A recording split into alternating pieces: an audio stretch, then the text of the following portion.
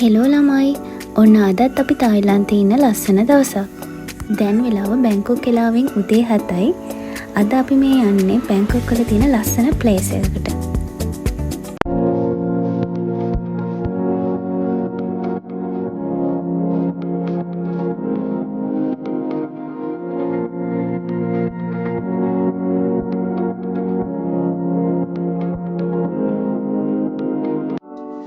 තායිලන්තය කියන්නේත් ලංකාව වගේම බෞද්ධ රටක්.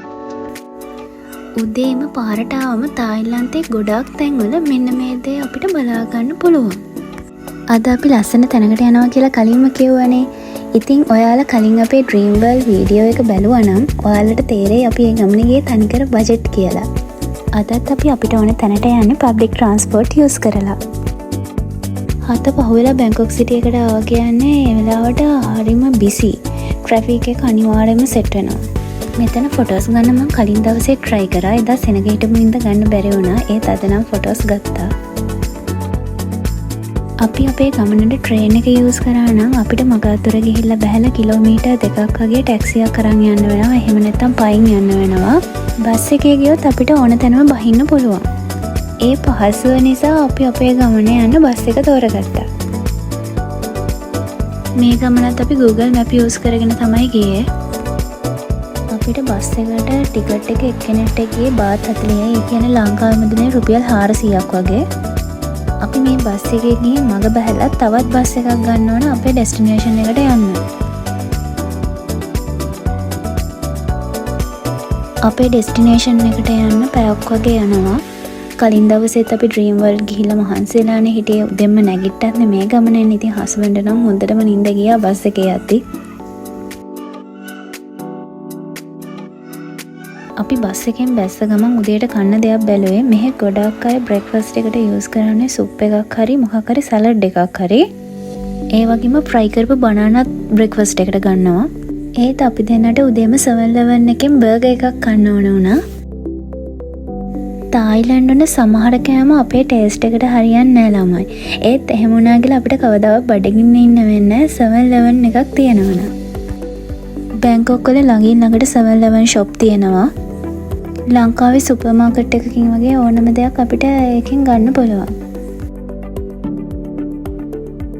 අපේ බ්‍රෙක්ෆාස්ට් එකත් අරගෙන අපි අනිත් බස් එක එනකම් බලන් හිටියා.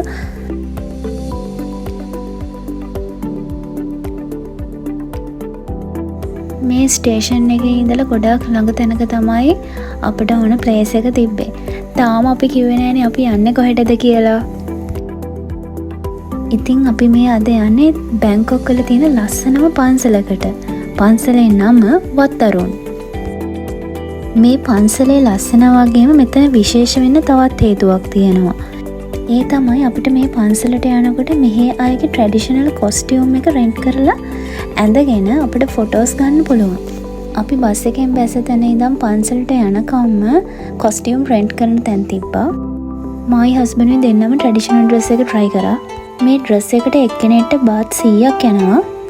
අපි මෙතනින් මේකප් එකක් දා ගන්නවා නම් ඇඩිෂනල් බාත් 50ක් ආයෙත් ඇඩ් වෙනවා. මයි හස්බන්ඩ්නි ඩ්‍රෙස් එක විතරයි රෙන්ට් කරේ. අපිට ජුවලරීස් ෆ්‍රී හම්බුණා. මේ වගේ කුඩයක් රෙන්ට් එකට ගන්නවා නම් ඇඩිෂනලි අපිට තව බාත් 50ක් යනවා. අපි දෙන්නටම මේ ඩ්‍රෙස් එකටයි කුඩේටයි ගියේ ලංකාවේ මුදලේ රුපියල් 2500ක් වගේ.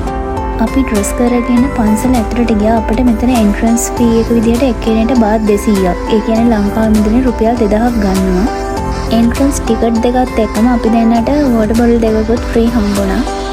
මෙතනදී ෆොටෝග්‍රැෆර් කෙනෙක් ඕන නම් අපිට ෆොටෝග්‍රැෆර් කෙනෙකුත් රෙන්ට් කරන්න පුළුවන්. අපි දෙන්නට ඕන ෆොටෝස් ටික අපේ ෆෝන් එකෙන්ම තමයි ගත්තේ.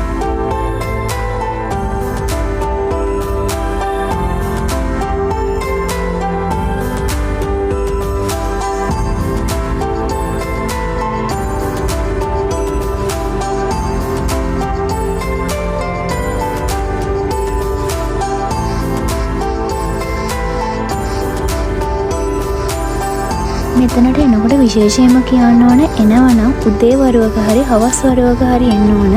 දවල්ට එනවා කියන්නේ එතන ෆොටෝස් ගන්න එක හරිම අමාරුයි අවුව සැරත් එක්ක.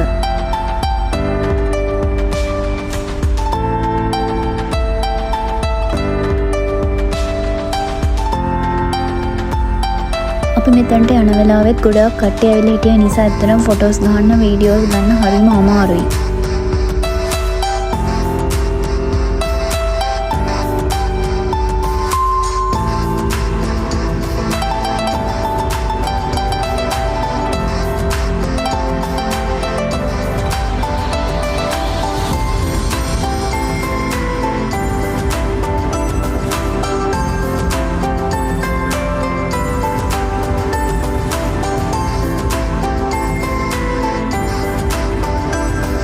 අපි ෆොටෝස් ගන්න හොඳ ලොකේෂන් හොයාගෙන ගියත් වැඩක් නැහැ. හැම තැනකම කට්ටිය ඉන්නවා.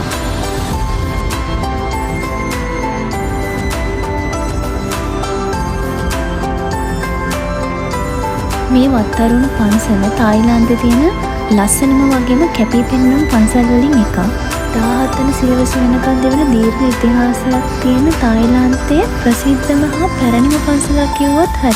පාට කරපු චයිනීස් පෝසිලේන වලින් සිප්පි කටු වලින් තමයි මේ විහාරය නිර්මාණ කරලා තියෙන්නේ. මේ විහාරයේ ප්‍රධාන කුළුණ එහෙම නැත්නම් ප්‍රධාන කොටයි පරිවාර කොට 4යි හදලා තියෙන්නේ තායිලන්තයේම ආවේනික වෙච්ච විශේෂ ගෘහ නිර්මාණ ශිල්ප ක්‍රමයක් භාවිතා කරලා. ප්‍රධාන කොටෙන් මහමේරු පර්වතයයි පරිවාර කොට 4 සතරවරම් දෙවිවරු වාසය කරපු වාසස්ථාන නිරූපණය කරනවා කියලා තමයි බෞද්ධ ඉතිහාසයේ සඳහන් වෙන්නේ.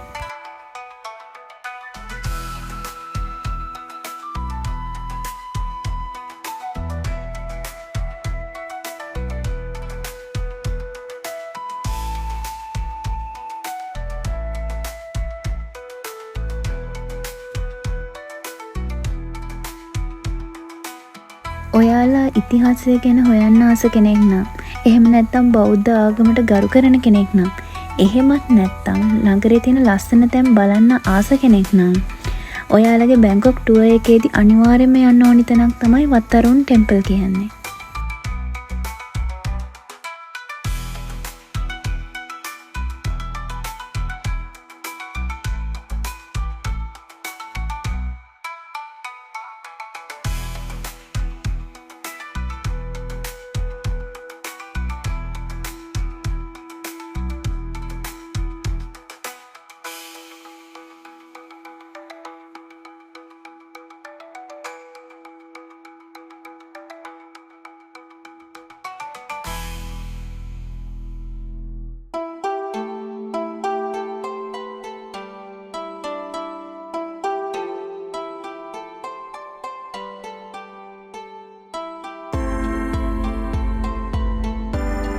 ගොඩක් රටවල් වලින් මෙතනට එන්නේ ෆොටෝස් ගන්න.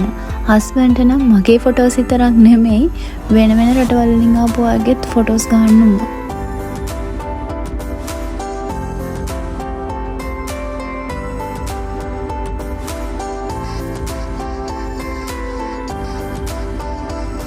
දෙවන රාම රජතුමා කියන්නේ තායිලන්තයේ හිටපු බෞද්ධ භක්තිය තියෙන රජවරු අතර ප්‍රමුඛතම රජ කෙනෙක්. මේ විහාරය ඇතුලේ තියෙන රන්නාලේපිත ප්‍රතිමා ඔක්කොම කරේ මෙන්න මේ රජතුමා. බෝසත් කාලේ ඉඳන් බුද්ධත්වය වෙනකම් බුද්ධ චරිතය නිරූපණය කරන කැටයම් මේ විහාරස්ථානය තුල දැක ගන්න පුළුවන්.